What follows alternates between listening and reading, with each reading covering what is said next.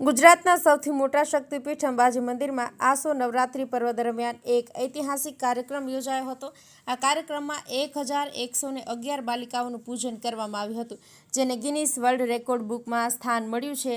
આ પ્રસંગે world રેકોર્ડનું certificate પણ એનાયત કરાયું હતું. પૂજન કાર્યક્રમમાં અંબાજી અને આસપાસના વિસ્તારોમાં વસતા પરિવારોની 3 થી 12 વર્ષની બાળકીઓએ ભાગ લીધો હતો. બાળકીઓને ક્રમબદ્ધ રીતે ચાચર ચોકમાં બેસાડીને તેમનું પૂજન કરવામાં આવ્યું. તેમને તિલક કરીને નવરાત્રિમાં પહેરવાની વસ્તુઓ ભેટ પૂજનનો કાર્યક્રમ યોજવામાં આવ્યો, જેની અંદર 1111 ઉપરાંત કન્યાઓનું આજે પૂજન કરવામાં આવ્યું અને તમામ કન્યાઓના પૂજનની અંદર તમામ અંબાજીના ભક્તિભાવથી બધી જ કન્યાઓએ ભાગ લીધો અને સાથે સાથે સમસ્ત બ્રહ્મ સમાજના આ કાર્યક્રમ શક્તિપીઠ અંબાજીના ચાચર ચોકમાં ગરબાની રમઝટ, ભક્તોની ભારે ભીડ, મંદિરની રંગબેરંગી રોશનીથી શણગારાયું. શક્તિપીઠ અંબાજી ખાતે પણ નવરાત્રિનું અનેરું મહત્વ છે, જ્યાં નવરાત્રિ દરમિયાન મોટી સંખ્યામાં ભક્તો માતાજીની આરાધના કરવા આવે છે. 5મા નોરતે ગરબાની રમઝટ બોલાવી હતી. અંબાજી મંદિરના ચાચર ચોકમાં રાત્રે 9 કલાકે માતાજીની મહાઆરતી થઈ હતી. આ મહાઆરતીમાં ચાચર ચોક ભક્તોથી ઉભરાઈ ગયો હતો, જ્યાં ભક્તો માતાજીની ભક્તિમાં લીન જોવા મળ્યા હતા.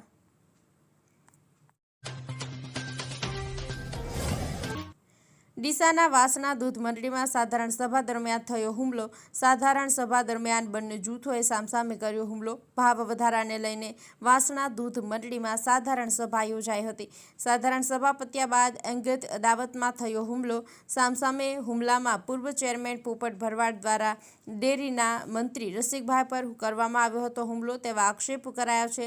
હુમલો થતાં ઇજાગ્રસ્ત ડેરીના મંત્રી રસિકભાઈ અને સામે જૂથના પૂર્વ ચેરમેન પોપટભાઈ ભરવાડને સારવાર અર્થે ડીસા સિવિલ હોસ્પિટલમાં ખસેડાયા. શું ઘટના હતી? આજે ડેરીની મિટિંગ હતી. ભાવ વધારા માટે કરી અને સાધારણ સભા બોલાવી હતી અને એ વખતે સાધારણ સભામાં પ્રશ્નો ગામવાળાએ બધા સાધારણ સભાનો નિકાલ જે કહેવાય બહાલી પણ આપી દીધી. મિટિંગ પૂરી થઈ ગઈ અને એના પછી મંત્રીશ્રી ઓફિસની અંદર ફાઇલ મૂકવા માટે, ચોપડા મૂકવા માટે ગયા અને એ વખતે પાછળથી આ ભરવાડાનું ટોળું અંદર ઘૂસી ગયું 6-7 જણનું અને મંત્રી ઉપર હુમલો કર્યો છે. અને આ રીતે જો ગામડાઓની અંદર જો મંત્રી ઉપર હુમલા થતા રહેશે તો શંકરભાઈ સાહેબને પણ થોડુંક ધ્યાનમાં લેવું પડશે કે આવા તત્વો ઉપર કંઈક લગામ લાવવા માટે પ્રયત્ન કરવો. હુમલો થયો હોય એના પર કોઈ ચોક્કસ કારણ? બસ એક જ કે ગઈ વખતની મિટિંગથી આ અદાવત રાખીને હુમલો કર્યો છે. ગઈ વખતની જે સાધારણ સભા હતી હુમલો કરનારના કોઈ નામ આપ જાણતા હોય તો? હુમલો કરવામાં પોપટભાઈ ભરવાડ અને એમના 3 દીકરા, 2 દીકરા અને 2 એમના ભત્રીજા. હુમલો કર્યો એ દરમિયાન તમે હાજર હતા? હા, એ વખતે હું હાજર હતો અને બધા અંદર હતા, અમે રૂમની બહાર હતા. ઓકે. મારું નામ આરડી જોશી. અત્યારે સમગ્ર ભારત દેશમાં નવરાત્રિના પવિત્ર દિવસો ચાલી રહ્યા છે, ત્યારે મા ભગવતીની ઉપાસના અને ગરબે રમવું તે એક વિજ્ઞાન સાથે જોડાયેલ માનસિક અને શારીરિક સક્ષમતા પ્રાપ્ત થાય છે. ત્યારે Bhabhar divine Angel charitable trust દ્વારા સંચાલિત લિબર્ટી સ્કૂલ ભાભર દ્વારા નવરાત્રિ પર્વની હર્ષોલ્લાસ સાથે નવરાત્રિ પર્વની ભવ્ય ઉજવણી કરવામાં આવી હતી. તેમજ સ્કૂલના તમામ વિદ્યાર્થીઓએ પવિત્ર પર્વની હર્ષભેર ઉજવણી કરીને માતાજીના ગરબામાં ઝૂમી ઉઠ્યા હતા. ગરબે રમવાનો એક અનેરો આનંદ માણ્યો હતો. સાથે સાથે શિક્ષક મિત્રો પણ માતાજીના ગરબા રમી વિદ્યાર્થીઓમાં ઉત્સાહ વધાર્યો હતો. નવરાત્રિ તહેવાર એક હિન્દુ સનાતન ધર્મ સાથે જોડાયેલો પવિત્ર ઉત્સવ છે, જેમાં મા અંબા શક્તિની પૂજા અર્ચના સહિત આરતી કરવામાં આવે છે અને સાથે માતાજીના ગરબા પણ રમવામાં આવે છે. આ નવરાત અને 10 દિવસ દરમિયાન શક્તિ દેવીના 9 સ્વરૂપોની પૂજા કરવામાં આવે છે. સાથે સાથે ઉપવાસ, યજ્ઞ, પૂજા સહિત વિવિધ પ્રકારે માતાજી પ્રત્યે ભક્તિ પ્રગટ કરવામાં આવે છે. શારીરિક અને માનસિક શુદ્ધિ નવરાત્રિના પર્વ થકી પ્રાપ્ત થઈ શકે છે. નમસ્તે, મારું નામ દ્રષ્ટિ હિતેશભાઈ ચાવડા છે. અહીં હું 5 વર્ષથી રહું છું. અહીંની બાળાઓને છેલ્લે ગ્લાણી આપવામાં આવે છે. અમે પહેરેલા આભૂષણો અહીંથી જ આપવામાં આવે છે. અહીંની બાળાઓને કોઈ પણ ચાર્જ લેવામાં આવતો નથી.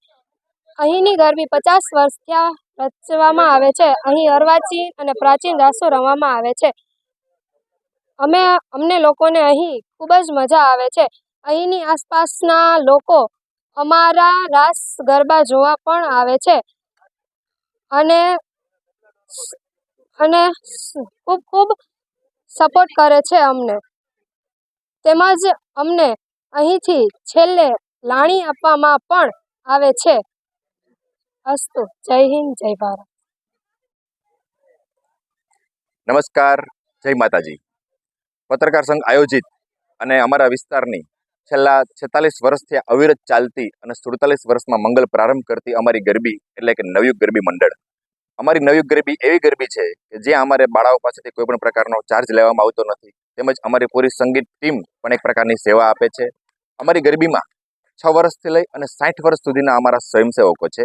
તેમજ આજના સમયમાં કે જે આ દોડધામવાળી જિંદગીમાં ખરેખર ગરબા શું છે એ કોઈને ખબર નથી અને ગરબીનો અર્થ ધીમે ધીમે વિસરાતો જાય છે. તો અમે એ પરંપરા ચાલુ રાખી છે અને ખરેખર જે માતાનો ગરબો કે જેને ગરબી કહેવાય એવી પ્રાચીન અને અર્વાચીનનો વસ્તુનો સમન્વય એવી ગરબી અમે છેલ્લા 46 વર્ષથી ચાલુ રાખી છે. નવયુગ ગરબી મંડળ, ઉપલેટા.